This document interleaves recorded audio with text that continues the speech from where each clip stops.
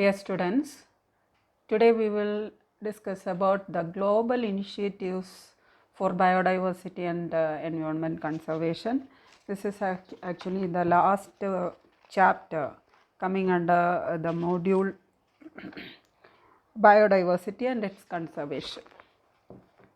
So, exam point of view, you can expect 2 mark questions from this part. Okay. The management of global environmental resources is a difficult task because binding rules have to be agreed upon internationally but need to be implemented at the national level. എന്താണ് അതൊന്ന് മനസ്സിലാവുന്നത്? Environmental protection എന്ന് പറയുന്നത് it's a complicated strategy because ഒരു country മാത്രം വിചാരിച്ചാൽ ഈ കാര്യങ്ങളൊന്നും ഫുൾഫിൽ ചെയ്യാൻ പറ്റത്തില്ല. So we have to put international regulations or laws to protect the environment in a global way. A wide range of international environmental agreements, that is short form IEA, have been negotiated to deal with particular environmental concerns. So these are all collectively we can discuss under global initiatives for biodiversity and environment conservation. For this purpose, the first international effort is Stockholm Conference. Actually, on June 5th, 1972, in Stockholm, Sweden, the United Nations hosted its first conference on the human environment, the official declaration of which is commonly called the Stockholm Declaration of 1972. അപ്പോൾ ഇത് United Nations ഓർഗനൈസേഷനാണ് ആദ്യമായിട്ട് importance of nature protection is necessary for human welfare എന്ന് recognise ചെയ്യുന്നത്. അതിൻ്റെ അടിസ്ഥാനത്തിൽ 1972 സ്വീഡനിൽ സ്റ്റോക്ക്ഹോമിൽ വെച്ച് ആദ്യത്തെ meeting constitute ചെയ്തു. And main purpose of this conference to construct or propose an action plan for human environment.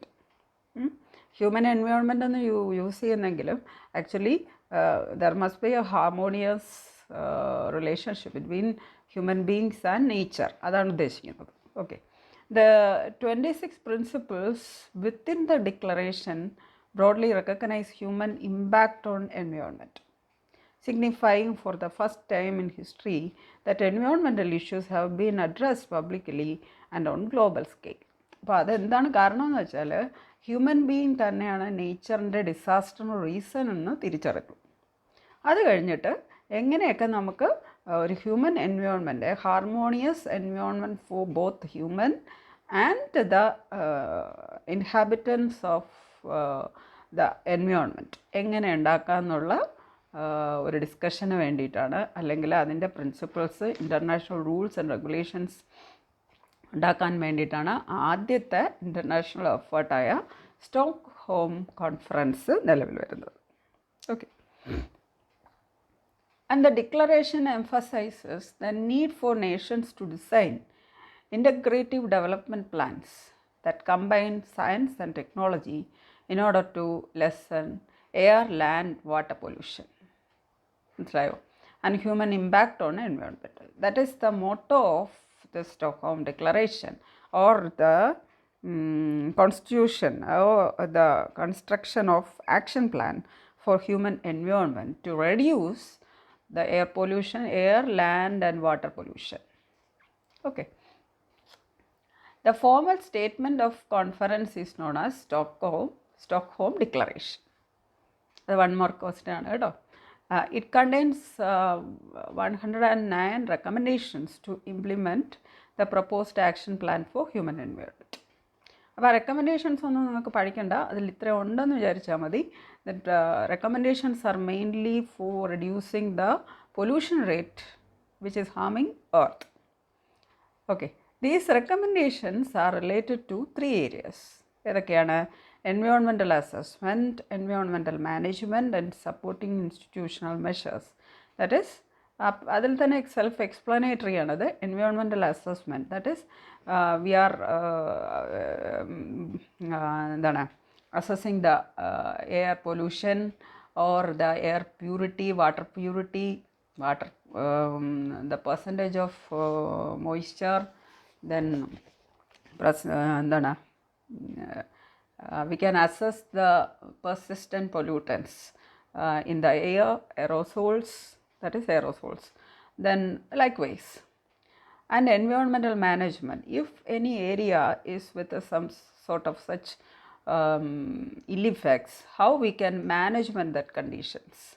And for that purpose, that is both the environmental assessment and environmental management, what are the supporting institutional measures we have to take.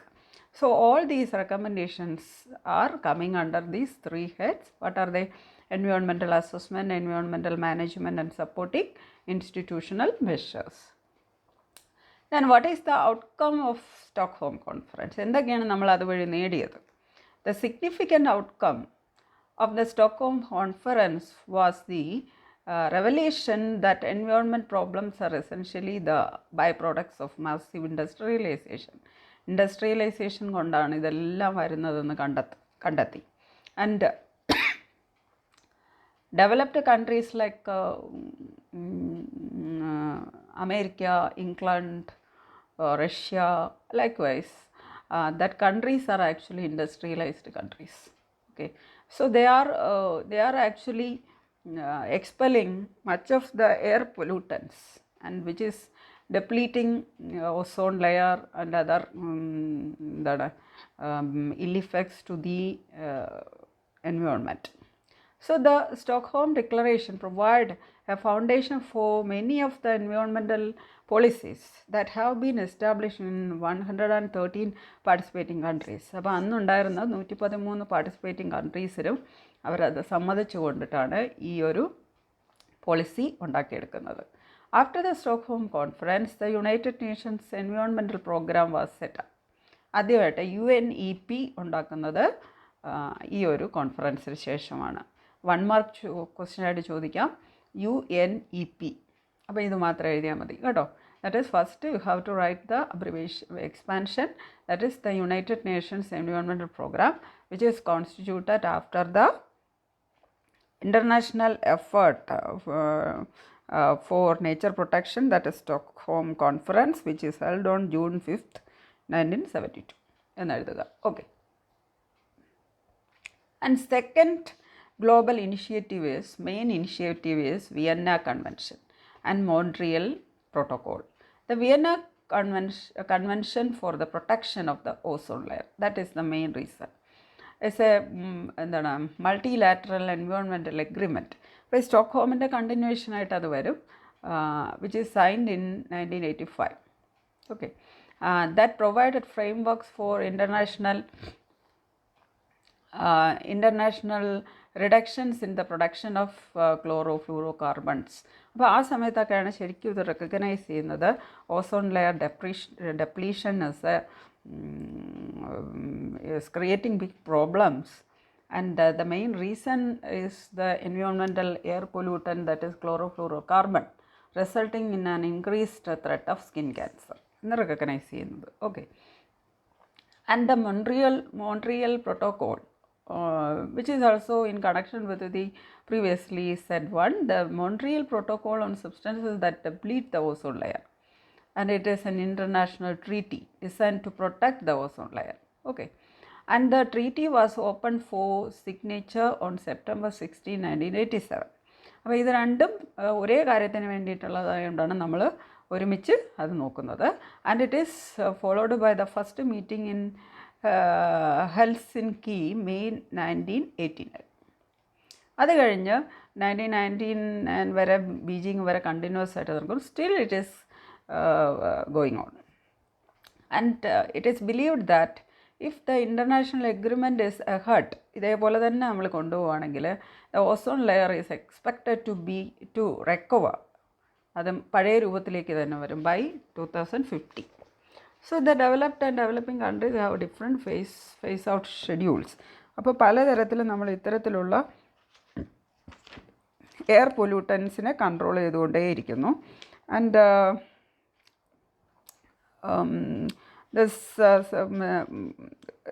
പിന്നെ എന്താണ്, ഇത് continuous ആയിട്ട് നമ്മളിത് കൃത്യമായിട്ട് follow ചെയ്തുകൊണ്ടേയിരിക്കണം.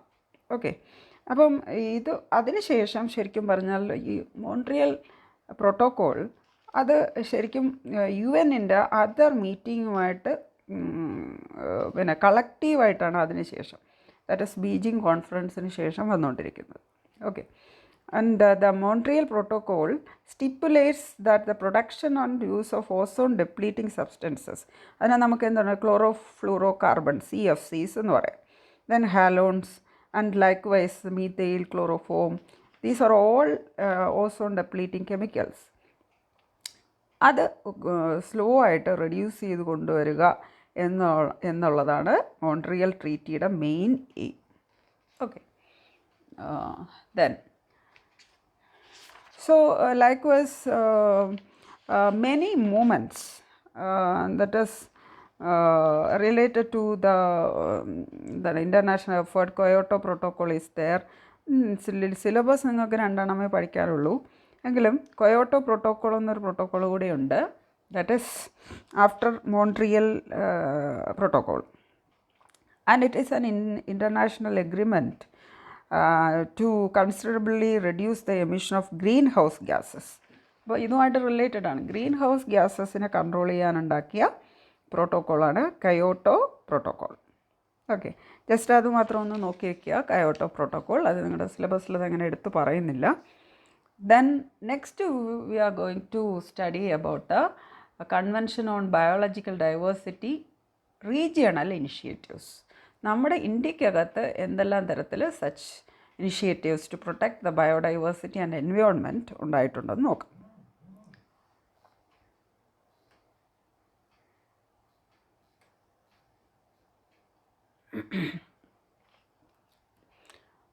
First one, the most important one is the Chipko movement. നമ്മൾ school മുതലേ നിങ്ങളത് പഠിക്കുന്നതാണ്. The Chipko movement or Chipko Andolan was the forest conservation movement in India. Okay. It began in 1970 in Uttarakhand, then a part of Uttar Pradesh, and went on become a rallying point for many future environmental movements all over the world. So ഈ ചിപ്കോ മൂവ്മെൻറ്റിൻ്റെ ആ ഒരു കാര്യം start ചെയ്യുന്നത് 1970-ലാണ്. എവിടെയാണ്? ഉത്തരാഖണ്ഡിലാണ്. അപ്പോൾ അത് അന്ന് ഉത്തർപ്രദേശിൻ്റെ പാട്ടാണ്. Okay. And it created precedent for starting non violent protest in India. അപ്പോൾ ഈ നേച്ചർ പ്രൊട്ടക്ഷനുമായിട്ട് ഫോറസ്റ്റ് പ്രൊട്ടക്ഷനുമായിട്ട് നോൺ വയലൻ്റ് ആയിട്ടുള്ള മൂവ്മെൻറ്റിൻ്റെ ആദ്യത്തെ ഒരു മെസ്സേജ് എവിടെ നിന്നാണ് തുടങ്ങുന്നത്? 1970-ന്നാണ്. Okay. And its success meant that the world immediately took notice of this non violent movement, which was to inspire in time many similar eco groups by helping to slow down the rapid deforestation. അത് കഴിഞ്ഞിട്ട് world wide ഇത്തരത്തിലുള്ള non violent movements എന്തിനു വേണ്ടി ഉണ്ടാവാൻ തുടങ്ങി? To save trees. Okay. And the Chipko Andolan or the Chipko movement or tree hugging movement is a movement that practised methods of satyagraha, where both male and female activists from Uttarakhand played vital roles. ഇന്ത്യയിൽ നിന്നാണ് ഇത് start ചെയ്യുന്നത്. എവിടെ നിന്നാണ്? ഉത്തരാഖണ്ഡിൽ നിന്നാണ്. It was launched in December 1972. അപ്പോൾ അതിൻ്റെ മൂവ്മെൻറ്റ് സ്റ്റാർട്ട് ചെയ്യുന്നത് 1970 ആണെങ്കിലും it is actually launched in December 1972 by Sunderlal Bahuguna and Chandi Prasad Bhatt to resist the devastating tree felling by timber contractors in Uttarakhand hill. ഉത്തരാഖണ്ഡിലെ മലകളിൽ അൺകൺട്രോളബിളായിട്ട് മരങ്ങൾ മുറിക്കാൻ തുടങ്ങുന്നതിനെതിരായിട്ട് രണ്ടാൾക്കാർ, ആരാണ്? സുന്ദർലാൽ ബഹുഗുണ ആൻഡ് ചാന്ദി പ്രസാദ് ഭട്ട്, ഇവർ രണ്ടുപേരുടെ നേതൃത്വത്തിലാണ് ഈ ഒരു മൂവ്മെൻറ്റ് സ്റ്റാർട്ട് ചെയ്യുന്നത്. So Sundarlal Bahuguna upheld the slogan, അദ്ദേഹം കൊണ്ടുവന്നൊരു സ്ലോഗനാണ് ecology is permanent economy. Okay. അപ്പോൾ അത് ചോദിച്ചാൽ എഴുതണം, ecology is permanent economy. Okay. To highlight the noble mission of Chipko movement. പ്രകൃതിയാണ് സ്ഥിരമായ എക്കോണമി എന്ന് ആര് പറഞ്ഞു? സുന്ദർലാൽ ബഹുഗുണ. ഓക്കെ, അപ്പോൾ ഇത് actually what is this Chipko movement, അതിൻ്റെ ലാൻഡ് മാർക്ക് എങ്ങനെയാണെന്നുള്ളത് നമുക്ക് എല്ലാവർക്കും അറിയാം, എങ്കിലും ഞാനൊന്ന് എക്സ്പ്ലെയിൻ ചെയ്യാണ്. ഇതാ ഇവിടെ ഒരു ഫോട്ടോഗ്രാഫ് കൊടുത്തിട്ടുണ്ട്, ഇതൊരു ആക്ച്വൽ ഫോട്ടോഗ്രാഫ് എന്നാണ് പറയുന്നത്. Okay, so that is the Chipko movement. It occurred on March 26, 1974. അപ്പം 1970 തുടങ്ങിയ ആ ഒരു മൂവ്മെൻറ്റാണ് ഈ ഒരു ഇൻസിഡൻറ്റോടുകൂടിയാണ് ലോക പ്രസിദ്ധി നേടുന്നത്. Okay, it occurred on March 26, 1974 in Gopeshwar in Chamoli district of Tehri. That is, it is the Gadwal region. ഇന്ത്യയിലെ ഗഡ്വാൾ റീജിയണിൽ വരുന്ന ചമോലി ഡിസ്ട്രിക്റ്റിലെ ഗോപേശ്വർ എന്ന് പറഞ്ഞ സ്ഥലത്താണ് ഈ സംഭവം നടക്കുന്നത്. The tree felling in this area was assigned to Simon and Company, a British company based in Allahabad. Okay, അപ്പോൾ അവർക്കായിരുന്നു അവിടുത്തെ മരം മുറിക്കാനുള്ള എല്ലാ ഇതും നമ്മൾ കൊടുത്തിരുന്നത്, അന്ന് ഇന്ത്യ ഗവൺമെൻറ് കൊടുത്തിരുന്നത്. When the axemen came to cut down trees, the local tribal women under the leadership of Bachni Devi, okay, ഈ പേര് ഓർക്കുക, Bachni Devi rushed to the spot in large numbers, encircled the trees and embraced them, singing songs cheerfully and reciting chip, which means hug. അപ്പോൾ ഈ ആക്സ്മെൻ മരമുറിക്കാരന്മാർ അവിടെ വരുന്ന സമയത്ത് ആരുടെ നേതൃത്വത്തിലാണ്? ബച്നി ദേവിയുടെ നേതൃത്വത്തിൽ ഈ സ്ഥലത്തേക്ക് എത്തുകയും മരത്തിന് ചുറ്റാകെ ഇങ്ങനെ ഹഗ് ചെയ്ത് നിൽക്കുകയും ചെയ്തു. എന്നിട്ട് അവർ റിസൈറ്റ് ചെയ്തത് എന്താണ്? Chipko Chipko. Okay, today beyond the eco socialism, അതന്നൊരു എന്തായിട്ടാണ് അതിനെ consider as eco socialism. It is being seen increasingly as an eco feminism movement. പിന്നീട് അതിനെ കണ്ടത് ഇക്കോ ഫെമിനിസം മൂവ്മെൻ്റ് ആയിട്ടാണ്. എന്തുകൊണ്ടെന്ന് വെച്ചാൽ സ്ത്രീകളാണ് ഏറ്റവും കൂടുതൽ ഫോറസ്റ്റ് ട്രീ ഫെല്ലിങ്ങിൽ ബാധിക്കപ്പെടുന്നത് അന്നത്തെ കാലത്ത്. Because although many of its leaders were men, women were not only its backbone but also its mainstay. അതിൻ്റെ ഏറ്റവും മെയിൻ സ്ട്രീമിൽ നിൽക്കുന്ന ആ ഒരു എന്താണ്, അതിൻ്റെ ഏറ്റവും ആ ഇൽ ഇഫക്റ്റ് അനുഭവിച്ചത് ആരായിരുന്നു? അന്നത്തെ കാലത്ത് ലേഡീസായിരുന്നു. Because they were the ones most affected by the rampant deforestation. വന്യമായ ഡീഫോറസ്റ്റേഷൻ്റെ നെഗറ്റീവ് പാർട്ട് ആരാണ് മെയിൻ സ്റ്റേയിലായി വന്നത്? ലേഡീസായിരുന്നു. Because which lead to the lack of firewood and fodder as well as water for drinking and irrigation. മനസ്സിലായോ? That's why initially it is considered as eco-socialism, then it is considered as eco-feminism movement. Over the years, they also became primarily stakeholders in a majority of the forestation work that happened under the Chipko movement. അപ്പോൾ ഇന്നും ലേഡീസാണ് ഇതിൽ കൂടുതൽ അന്നത്തെ അത് continue ചെയ്ത് ഇന്ത്യയിൽ മുഴുവനുമുണ്ട് ഇങ്ങനെ ചിപ്കോ മൂവ്മെൻറ്റിൻ്റെ ഇന്നും അത് ഫോളോ ചെയ്യുന്നുണ്ട്. അതിൽ മെയിൻ സ്ട്രീമിലുള്ളത് അതുകൊണ്ട് തന്നെ ഫീമെയിൽ ആക്ടിവിസ്റ്റ് തന്നെയാണ്. ഓക്കെ, നെക്സ്റ്റ് നമുക്ക് സിലബസിൽ ഇതാണ് നിങ്ങൾക്ക് പറഞ്ഞിരിക്കുന്നത്. ദാറ്റ് ഈസ് ചിപ്കോ മൂവ്മെൻറ്റും people biodiversity register. So this is actually people's biodiversity register. It's short form, it is PBR. That is, every local body shall constitute a biodiversity management committee within its area for purpose of promoting conservation. So in Kerala, it is very actively done. That is People's Biodiversity Register, and it is a document or directory which provides a comprehensive information about the availability and other aspects of local natural resources. ഇപ്പോൾ ഒരു ചെറിയ ഏരിയയിലാണെങ്കിൽ പോലും പഞ്ചായത്തിൻ്റെ കീഴിലാണെങ്കിൽ പോലും ബയോഡൈവേഴ്സിറ്റിയുടെ documentation and its upgradation is a must. അപ്പോൾ അത് എഴുതി വെക്കുന്ന ആ ഒരു കളക്റ്റീവ് എന്താണ് ഡോക്യുമെൻറ്റിനെയാണ് നമ്മൾ എന്ത് പറയുന്നത്? പീപ്പിൾസ് ബയോഡൈവേഴ്സിറ്റി രജിസ്റ്റർ അല്ലെങ്കിൽ PBR എന്ന് പറയുന്നു. Okay, so PBR is A part of the biological diversity act 2002. അതിലാണ് പിന്നെ എന്താണ് ഇത് ഇങ്ങനെ ഓരോ സ്റ്റേറ്റിലും അല്ലെങ്കിൽ ഓരോ സ്മോൾ എന്താണ് ലോക്കൽ ഗവൺമെൻറ് ബോഡിയിലും എന്ത് വേണമെന്ന് എഴുതി വെച്ചത് biodiversity management committee and they should constitute the people's biodiversity register OPBAR. Okay, അപ്പം ഇതിൽ in Kerala it is maintained by biodiversity board. Okay, in Kerala and also other similar states, it is controlled by biodiversity board.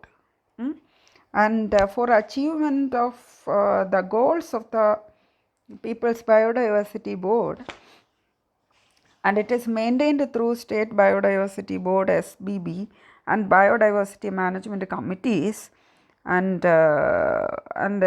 they will work along with the panchayat, municipalities and city corporations, and through which that biodiversity management committee are primarily meant for preparing PBR. അതിൽ തന്നെ ആരാണ് PBR ഉണ്ടാക്കുന്നത്? BMC അല്ലെങ്കിൽ biodiversity management കമ്മിറ്റീസാണ് ഉണ്ടാക്കുന്നത്. Okay, the preparation of PBR is the first and foremost element in the implementation of biodiversity act 2002.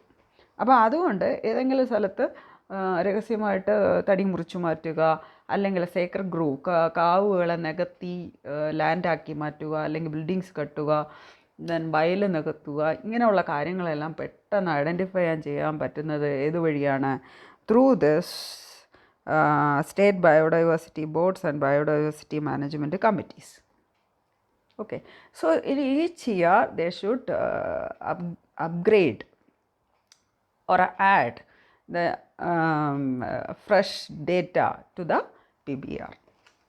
Okay, അപ്പോൾ അത്രയും കാര്യങ്ങൾ മാത്രം അതിൽ എഴുതിയാൽ മതി. ദെൻ ഒരു ഫോമാർക്ക് ക്വസ്റ്റ്യൻ ആണെങ്കിൽ can add some what are the major steps involve in the preparation of PBR എന്നും കൂടെ എഴുതാം. എന്താണ്? That is by constructing or documenting biodiversity data or constructing PBAR, they can familiarize the common biodiversity areas of a land. ഒരു സ്ഥലത്ത് അവരുടെ ചെറിയ സ്ഥലമാണെങ്കിലും അതിൽ എത്ര റാംസൺ ഫീൽഡ് പോലെ അല്ല വെറ്റ് ലാൻഡ്സ് ഉണ്ട്, എത്ര കോൾ ഫീൽഡ്സ് ഉണ്ട്, എത്ര റിവേഴ്സ് ഉണ്ട്, അതിൽ എത്ര ഫോറസ്റ്റ് ഏരിയാസ് ഉണ്ട് എന്നൊക്കെ എഴുതി വെച്ചൂടെ. ദെൻ രണ്ടാമത്തത് ensuring people's interest in association with PBR.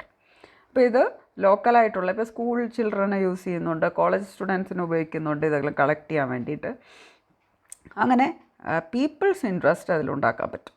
Then formation of user group. അപ്പോൾ ഇത് ഉപയോഗിച്ചിട്ട് എന്തെങ്കിലും ഇപ്പോൾ റിസർച്ച് പർപ്പസിനൊക്കെ ഈ PBR കൊടുക്കാവുന്നതാണ്. Then constitution of study groups ഉണ്ടാക്കാൻ പറ്റും. ഇതുമായിട്ട് ബന്ധപ്പെട്ട് ഒരു ഏരിയയിൽ ചെറിയ ചെറിയ സ്കൂൾ കുട്ടികളെ വരെ ഉപയോഗിക്കാറുണ്ട്. Then identification of focal issues, എന്തെങ്കിലും തരത്തിലൊരു ത്രെട്ട് ഉണ്ടോ അങ്ങനെയുള്ള ഐഡൻറ്റിഫൈ ചെയ്യാൻ പറ്റും. Then likewise we can add many of the such interesting steps to construct this PBR, People's Biodiversity Register. So here this newspaper cutting which is explaining the PBR of Kerala. Okay, here the updation through PBRs have been prepared for all 1034 village panchayats. കണ്ടോ? അപ്പോൾ അത് ഓരോ വർഷവും ഇത്തരത്തിൽ upgrade ചെയ്തുകൊണ്ടേയിരിക്കും. ഇതൊരു അതിൻ്റെ ഒരു paper cutting ഞാൻ നിങ്ങൾക്കൊരു ഇൻട്രസ്റ്റിന് വേണ്ടി ഇട്ടതാണ്. this is mainly for homestead ഫാമിങ്ങുമായിട്ട് ബന്ധപ്പെട്ട ബയോഡൈവേഴ്സിറ്റി ആക്ടിവിറ്റീസാണ് ആൻഡ് ത്രൂ PBR. ഓക്കെ, അപ്പോൾ ഇന്നൊരു ശരിക്കും പറഞ്ഞാൽ ഇതൊരു ഡ്രൈ പോർഷനാണ്. ഇതുകൊണ്ട് ഈ ചാപ്റ്റർ കഴിഞ്ഞു, ഈ മോഡ്യൂൾ ക്രോസായി. അപ്പോൾ ഇതിൽ ഈ ഓരോ what is Stockholm conference, then എന്താണ് Vienna convention, Montreal protocol, then Chipko movement, then PBR. അപ്പം നിങ്ങളുടെ റെഫറൻസ് ബുക്കുകളിൽ കൂടുതൽ എഴുതിയിട്ടുണ്ട്. നമ്മൾ സിലബസിനകത്തു നിന്നുകൊണ്ട് നോക്കിയാൽ മതി. ഓക്കെ, ഡൗട്ട് ഉണ്ടെങ്കിൽ ചോദിക്കുക. Thank you.